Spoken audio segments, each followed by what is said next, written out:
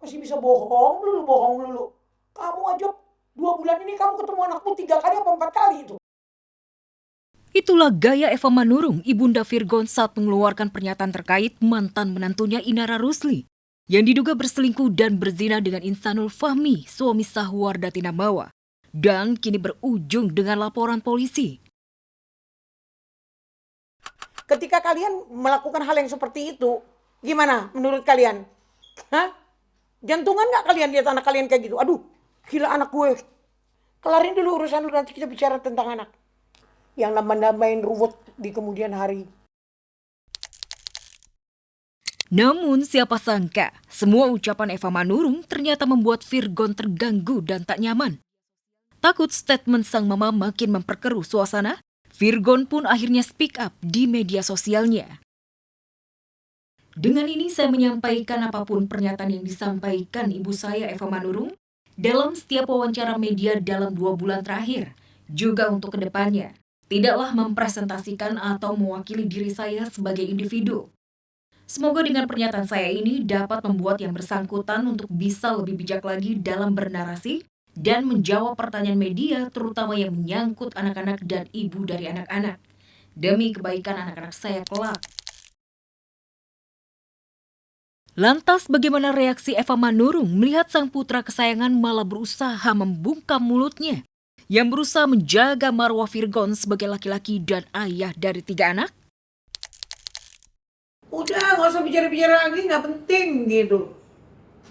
Tapi kan saya nggak mungkin dia ngomong kayak gitu. Hati saya nggak ngejerit tuh, anak-anak saya, cucu-cucu saya kayak gitu. Ya, Virgon memang ikut terseret dalam kasus Inara Insan versus Mawa. Apalagi Inara melaporkan Virgon ke Komnas Perlindungan Anak karena diduga menghalangi akses pertemuan Inara dengan ketiga anaknya. Tak terima dilaporkan, Virgon balik menuding kalau ia tidak bisa berkomunikasi dengan Inara karena nomor Inara dipegang Insan. Udah stop ya, karena WA-nya dipegang sama suaminya. Terkait hal tersebut, sebenarnya ya itu tidak benar. Karena aku udah beberapa kali juga ngeluarin statement bahwasanya passwordnya juga aku nggak tahu. Kalau dibilang HP-nya sama aku, apalagi aku yang megang WhatsApp-nya. Aku nggak tahu isinya apa, passwordnya juga nggak tahu apa. Perseteruan Inara Rusli versus Virgon soal anak-anak sepertinya bakal makin panas. Inara mengultimatum Virgon, jika sampai minggu depan anak-anaknya tidak dikembalikan, Inara akan melaporkan Virgon ke polisi. Ya, HP-nya dipegang sama Insanul. Setahu saya Insanul satu orang pun pegang udah 3 HP, 3-4 HP saya lihat. Ngapain pula dia pegang lagi HP si Inara? Untuk apa dia pegang HP Inara? Pastinya kalau memang sudah tidak ada respon yang baik, saya yang akan langsung turun tangan dampingin Inara Rusli untuk lapor di Polres Jakarta Barat.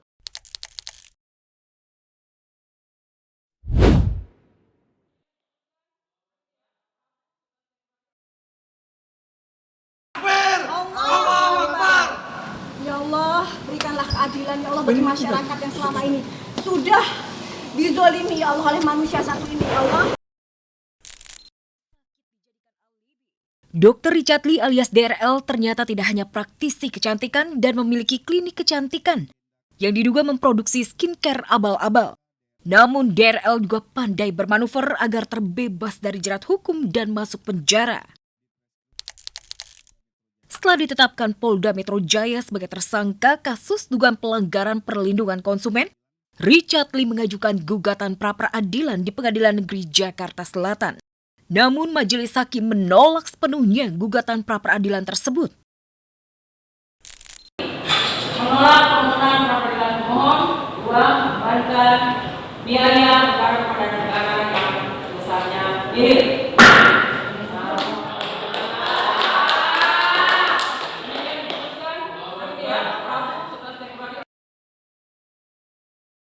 Doktiv yang mengawal jalannya sidang menyambut sukacita ditolaknya gugatan pra-peradilan DRL. Doktiv bahkan sampai sujud syukur dan berdoa di dalam ruang sidang. Ini oleh Majelis Hakim yang Mulia Pengadilan Negeri Jakarta Selatan yang tegak lurus Ya, jadi dokter dari awal sebenarnya sudah cukup pede. Ya, tapi untuk menghadapi manusia ini kan luar biasa manipulatif, dokter bilang. Tetapi ternyata hakim tidak sama sekali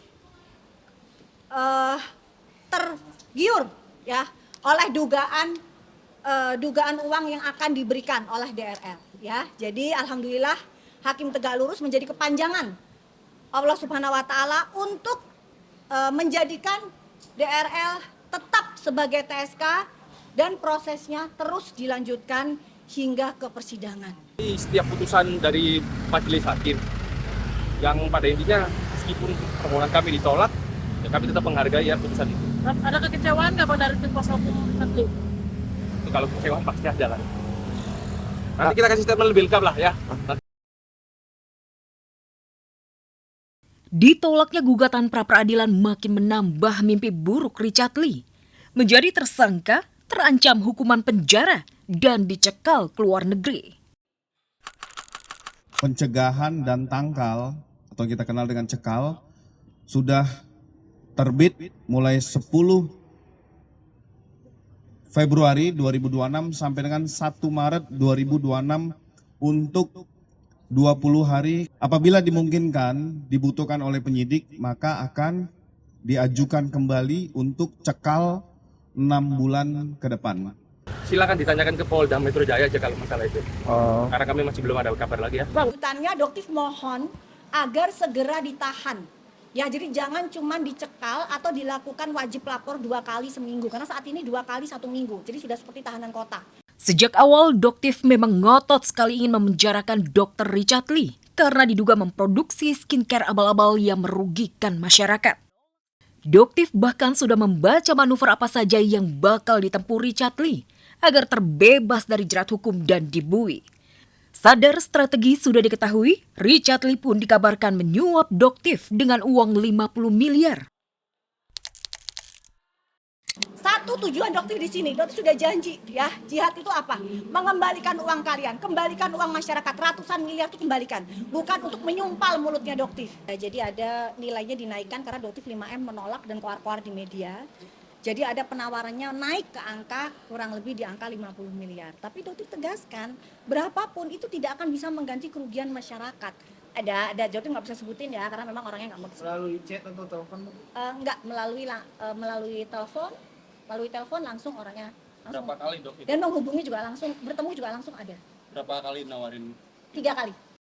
Gugatan pra-peradilan ditolak, status tersangka tetap melekat. Kurungan jeruji besi membayang di pelupuk mata. Minggu depan Richard Lee akan dipanggil penyidik Polda Metro Jaya. Akankah Richard Lee datang memenuhi panggilan dan langsung ditahan? Ataukah lagi-lagi sakit dijadikan alibi?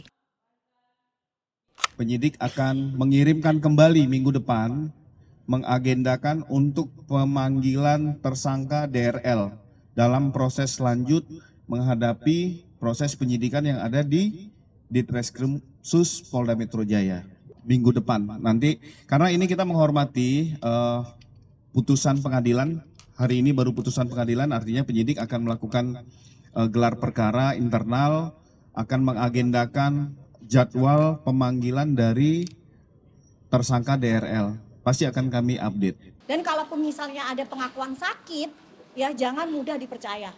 Karena orang ini sangat manipulatif. Dok,